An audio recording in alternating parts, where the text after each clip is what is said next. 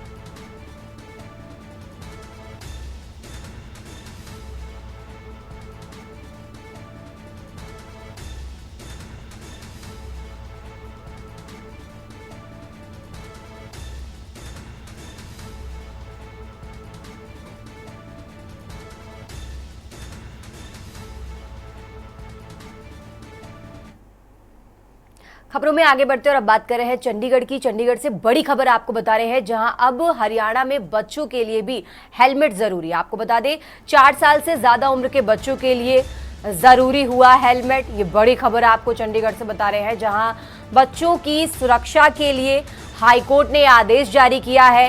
केंद्र सरकार से इसके लिए नियम बनाने को भी कहा गया है। ये बड़ी खबर आपको बता रहे हैं, जहां पंजाब चंडीगढ़ में भी लागू होगा हाईकोर्ट का आदेश।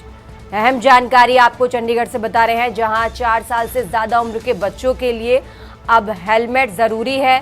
बच्चों की सुरक्षा के लिए हाईकोर्ट ने आदेश जारी किया है। केंद्र सरकार से इसके लिए नियम बनाने को भी कहा गया है। ये बड़ी खबर आपको बता रहे हैं, जहां पंजाब चंडीगढ़ में भी लागू होगा हाईकोर्ट का आदेश। अब हरियाणा में बच्चों के लिए हेलमेट जरूरी। ये बड़ी खबर आपको बता रहे हैं, जहां 4 साल से ज्यादा उम्र के बच्चों के लिए हेलमेट अनिवार्य किया गया है। बच्चों की सुरक्षा के लिए हाईकोर्ट ने यह आदेश जारी किया है। साथ ही केंद्र सरकार से इसके लिए नियम बनाने को भी कहा गया है। तो ये बड़ी खबर आपको बता रहे हैं, जहां पंजाब चंडीगढ़ में भी अब लागू होगा हाईकोर्ट का आदेश। यह अहम जानकारी आपको चंडीगढ़ से बता रहे हैं, जहां 4 साल से ज्यादा उम्र के बच्चों के लिए हेलमेट जरूरी है। हाईकोर्ट ने आदेश दिया है और अब पंजाब चंडीगढ़ में भी हाईकोर्ट का आदेश लागू होगा।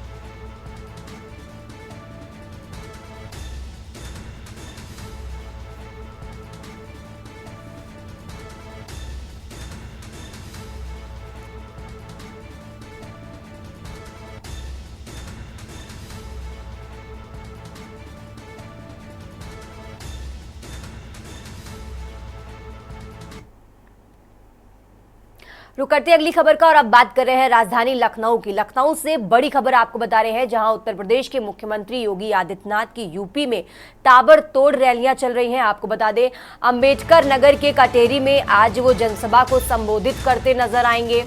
आज कटेरी विधानसभा में करीब 11:55 पर जनसभा को संबोधित करेंगे और इसके अलावा मिर्जापुर के मजमा विधानसभा में भी सीएम योगी की जनसभा है और मिर्जापुर के कचवा में आपको बता दें करीब 1:55 पर जनसभा को संबोधित करेंगे और इसी के साथ प्रयागराज के फूलपुर में भी सीएम योगी की जनसभा है। ये बड़ी जानकारी आपको बता रहे हैं, जहां प्रयागराज के कोटवा में 3:35 पर सीएम योगी की जनसभा। ये बड़ी खबर आपको बता रहे हैं, जहां सीएम योगी की उत्तर प्रदेश में ताबड़तोड़ रैलियां चल रही हैं। आपको बता दें 8 नवंबर से सीएम योगी की रैलियों की शुरुआत हुई और आज वो प्रयागराज के कोटवा में भी सीएम योगी की जनसभा है।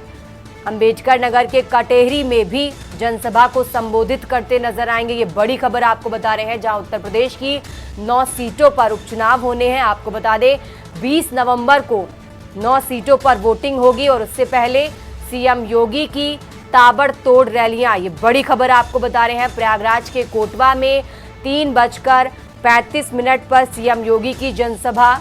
अहम जानकारी आपको बता रहे हैं।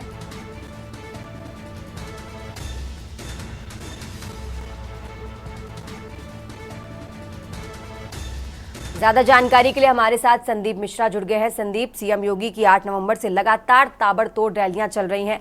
आज के कार्यक्रम को लेकर क्या कुछ जानकारी है आपके पास?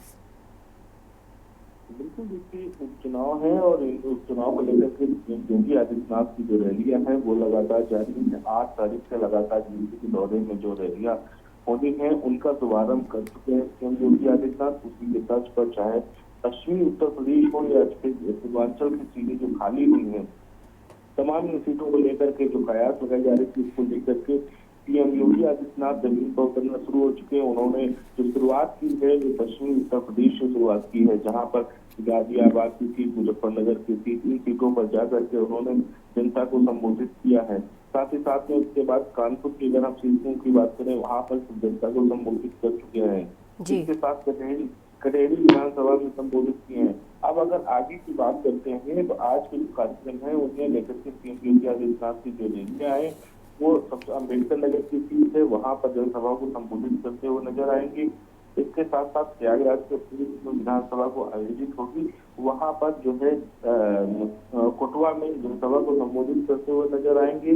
मिर्जापुर की अगर बात करते हैं तो कछुआ सीट है, वहां पर जनसभा को संबोधित करेंगे योगी आदित्यनाथ। किस तरीके से आज की दिन में 3 दिन रैलियां हैं सीएम योगी आदित्यनाथ करते हुए नजर आएंगे। तीसरी अगर बात करें अम्बेडकर नगर की कटेहरी विधानसभा क्षेत्र है, जहां पर जनसभा को संबोधित करते हुए नजर आएंगे। यानी इन जगहों पर अगर बात करें तो तैयारियां लगभग पूरी हो चुकी हैं और मुख्यमंत्री योगी आदित्यनाथ जो है लखनऊ से रवाना होंगे। सबसे पहले अम्बेडकर नगर के लिए रवाना होंगे। उसके बाद अगर बात करें तो 1:55 तो फिर वो मिर्जापुर पहुंचेंगे। फिर उसके बाद अगर बात करते हैं तो 3:25 पर वो यहाँ से प्रयागराज पहुंचेंगे। तो माना जा रहा है कि लगातार रैलियां कर रहे हैं। आगामी उपचुनाव को लेकर के पूरी तैयारी भारतीय जनता पार्टी पूरी तरीके से कर चुकी है।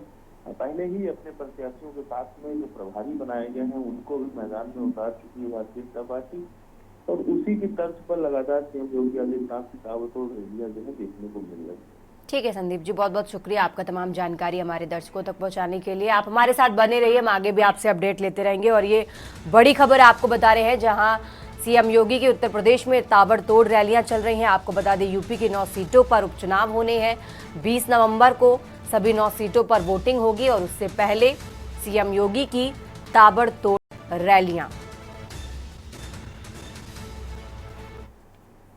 खबरों में आगे बढ़ते लखनऊ से एक और बड़ी जानकारी आपको बता रहे हैं, जहां प्रदेश के होम्योपैथी अस्पताल भगवान भरोसे। आपको बता दें आयुष विभाग के अधीन होम्योपैथी अस्पताल की हालत खस्ता है। डॉक्टरों की तैनाती है मगर अस्पताल नहीं जा रहे। जिन्हें अधिकार नहीं वो डॉक्टरों के अवकाश स्वीकृत कर रहे हैं। और ये बड़ी जानकारी आपको बता रहे हैं, जहां विभागीय अफसरों की मिलीभगत खेल से आयुष मंत्री परेशान और जांच में 3 जिलों में करीब 122 में से 70 डॉक्टर गैर हाजिर मिले। प्रभारी डीएचओ गैर हाजिर, डॉक्टरों के खिलाफ कार्रवाई की जा रही है। बलिया में डीएम ने हाल ही में होम्योपैथी अस्पतालों की जांच कराई। ये बड़ी खबर आपको बता रहे हैं। 60 डिस्पेंसरी में से 58 पर डॉक्टरों की तैनाती, 29 डॉक्टर नदारत मिले। डीएम ने पूरी रिपोर्ट शासन को भेजते हुए कार्रवाई के लिए लिखा है। ये बड़ी खबर आपको बता रहे हैं। बलिया में डीएम ने हाल ही में होम्योपैथी अस्पतालों की जांच कराई और पूरी रिपोर्ट शासन को भेजते हुए कार्रवाई की मांग की है। ये बड़ी खबर आपको बता रहे हैं और ज्यादा जानकारी के लिए हमारे साथ संदीप जी जुड़े हुए हैं। संदीप जी, डॉक्टरों की बड़ी लापरवाही देखने को मिल रही है, क्या कुछ कार्रवाई अब इनके ऊपर आगे होती नजर आएगी? बिल्कुल, देखिए, लापरवाही नहीं कही जा सकती, इसमें ये कहा जा सकता है कि जिस तरीके से भगवान के भरोसे पूरी अब जो आयुष विभाग चल रहा है, माननीय मंत्री जी भी अब लोग परेशान होते नजर आ रहे हैं, क्योंकि कहीं न कहीं जिस तरीके से लगातार वो जब दौरे करते हैं तो वहाँ पर डॉक्टर जो है मिलते नहीं है।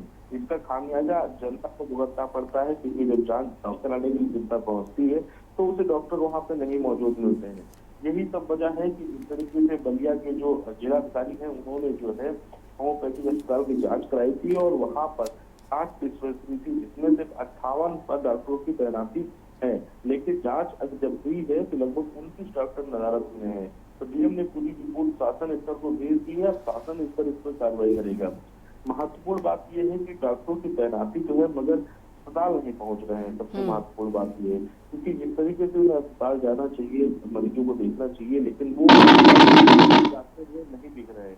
अब ये माना जा रहा है कि जो सबसे दूसरी महत्वपूर्ण बात यह है कि जो विभागीय अफसर है जिसकी मिली भगत से सारा खेल चल रहा है, उससे पूरी तरीके से आयुष मंत्री जो है वो दुखी है। कहीं न कहीं इस पर कार्रवाई करने के लिए भी आप सोच रहे हैं, क्योंकि कहीं ना कहीं जिस तरीके से तैनाती होती है, फिर उसके बाद जो है तैनाती होने के बाद डॉक्टर भी समय पर नहीं पहुंचते हैं, तमाम खामियां जो है वो देखने को मिलती हैं, जिसकी वजह से अब जांच जो है वो शासन रिपोर्ट को भेज दी गई है। शासन रिपोर्ट इस पर क्या कार्रवाई करता है ये आने वाला वक्त बताएगा। बिल्कुल संदीप जी, आप हमारे साथ बने रहिए, हम आगे भी आपसे जानकारी लेते रहेंगे। और ये बड़ी खबर आपको बता रहे हैं, जहां जांच में 3 जिलों में 122 में से 70 डॉक्टर गैर हाजिर मिले। प्रभारी डीएचओ गैर हाजिर डॉक्टरों के खिलाफ कार्रवाई की जा रही है। शासन को रिपोर्ट सौंपी गई है। अब देखना होगा शासन की तरफ से इन पर क्या कार्रवाई की जाती है।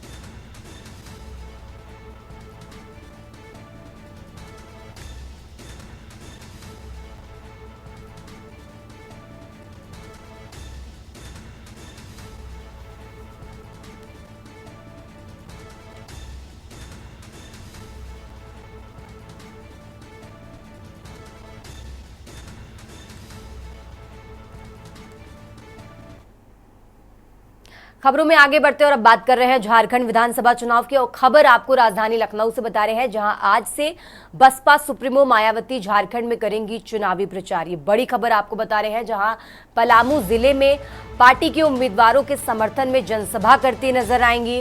पार्टी के राष्ट्रीय कोऑर्डिनेटर व भतीजे आकाश आनंद भी साथ में मौजूद रहेंगे। ये बड़ी खबर आपको बता रहे हैं।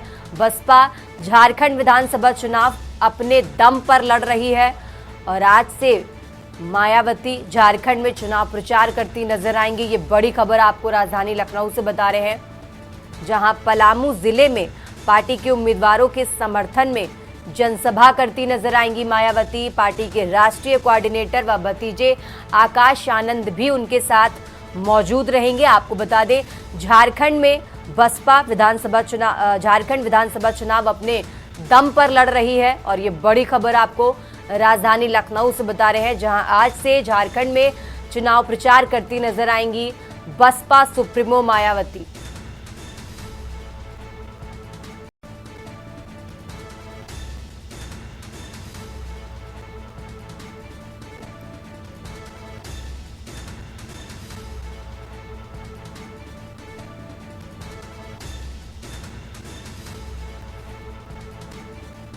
पलामू जिले में पार्टी के उम्मीदवारों के समर्थन में जनसभा करती नजर आएंगी मायावती। आपको बता दें पार्टी के राष्ट्रीय कोऑर्डिनेटर व भतीजे आकाश आनंद भी उनके साथ मौजूद रहेंगे। और झारखंड विधानसभा चुनाव में बसपा अपने दम पर चुनाव लड़ रही है, ये बड़ी खबर आपको बता रहे हैं। जहां झारखंड की 81 विधानसभा सीटों पर 2 चरणों में मतदान होना है।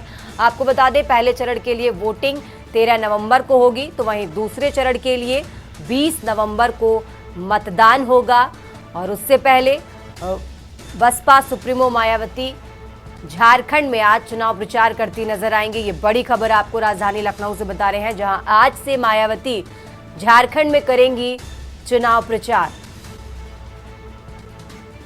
ज्यादा जानकारी के लिए हमारे साथ संदीप मिश्रा जुड़े हुए हैं। संदीप जी, आज बसपा अकेले दम पर झारखंड में चुनाव लड़ रही है। आज मायावती खुद रैलियों को संबोधित करती नजर आएंगी। आज के कार्यक्रम को लेकर क्या कुछ जानकारी है आपके पास? बिल्कुल, देखिए बहुजन समाजवादी पार्टी की राष्ट्रीय अध्यक्ष हैं मायावती, वो आज झारखंड दौरे पर होने वाली है, क्योंकि झारखंड में आज से उनका चुनाव करेंगी। और कहीं न कहीं बसपा इस बार झारखंड में बिना किसी गठबंधन के साथ में खुद भी चुनाव लड़ती हुई नजर आ रही है। इसी कड़ी की अगर बात करें तो आज पलामू में जिले में वहाँ पर उम्मीदवारों के समर्थन पर जनसभा को संबोधित करेंगी। और उनके साथ में जो उनके भतीजे हैं कोऑर्डिनेटर आकाश आनंद, वो भी मौजूद रहेंगे। साथ ही साथ बसपा के जो और वहाँ के पदाधिकारी हैं, जो बड़े बड़े नेता हैं, वो सब आज वहाँ पर नजर आएंगे। क्योंकि जिस तरीके से बसपा सुप्रीमो मायावती लगातार अब जो है बिना किसी गठबंधन के साथ में चुनाव अकेले लड़ती हुई नजर आ रही, चाहे वो हाल ही में हुए उत्तर प्रदेश के चुनाव की अगर हम बात करते हैं लोकसभा के, वहां पर भी बसपा सुप्रीमो मायावती ने अकेले ही चुनाव लड़ा है। और अब जब उपचुनाव पर है उत्तर प्रदेश में, वहां पे भी अकेले ही चुनाव लड़ती हुई नजर आ रही है। दूसरी महत्वपूर्ण बात, झारखंड में भी यही चीज देखने को मिला है, जहाँ पर किसी के दम से नहीं, किसी के पार्टी के साथ कोई समझौता नहीं, अकेले ही चुनाव लड़ती हुई बसपा सुप्रीमो मायावती नजर आ रही है। ठीक है संदीप जी, आप हमारे साथ बने रहिए, हम आगे भी आपसे लगातार अपडेट लेते रहेंगे। और ये बड़ी खबर आपको बता रहे हैं, जहां आज से झारखंड में चुनाव प्रचार करती नजर आएंगी बसपा सुप्रीमो मायावती। ये बड़ी जानकारी आपको बता रहे हैं। पलामू जिले में पार्टी के उम्मीदवारों के समर्थन में जनसभा को संबोधित करती नजर आएंगी। खबरों में आगे बढ़ते राजधानी लखनऊ से एक और बड़ी खबर आपको बता रहे हैं, जहां उत्तर प्रदेश में नए शैक्षिक सत्र से एनसीईआरटी पुस्तकें पढ़ाई जाएंगी। आपको बता दें नए शैक्षिक सत्र से कक्षा 3 में पढ़ाई जाएंगी एनसीईआरटी की पुस्तकें। और 15% तक संशोधित होगा ये पाठ्यक्रम। ये बड़ी जानकारी आपको बता रहे हैं। शिक्षा नीति 2020 को प्रभावी बनाने में जुटा है बेसिक शिक्षा विभाग। राष्ट्रीय शैक्षिक अनुसंधान प्रशिक्षण परिषद की पुस्तकों से पढ़ाई जाएंगी। ये बड़ी जानकारी आपको बता रहे हैं। स्थानीय स्तर पर क्षेत्रीय भाषाओं व बोलियों को शामिल किया जाएगा। राज्य शैक्षिक अनुसंधान एवं प्रशिक्षण परिषद ने इसकी तैयारी शुरू कर दी है। लखनऊ से अहम जानकारी आपको बता रहे हैं, जहां परिषदीय विद्यालयों में 1-2 में एनसीईआरटी की पुस्तकें पढ़ाई जा रही हैं। विभागीय अधिकारियों ने इसके बारे में जानकारी दी है। आपको बता दें इंग्लिश और हिंदी में यूपी के परिप्रेक्ष्य में जोड़ी जा रही हैं। बड़ी जानकारी आपको बता रहे हैं, जहां इंग्लिश और हिंदी में यूपी के परिप्रेक्ष्य में जानकारी जोड़ी जा रही है। और यूपी में नए शैक्षिक सत्र से एनसीईआरटी पुस्तकें पढ़ाई जाएंगी। लखनऊ से अहम जानकारी आपको बता रहे हैं।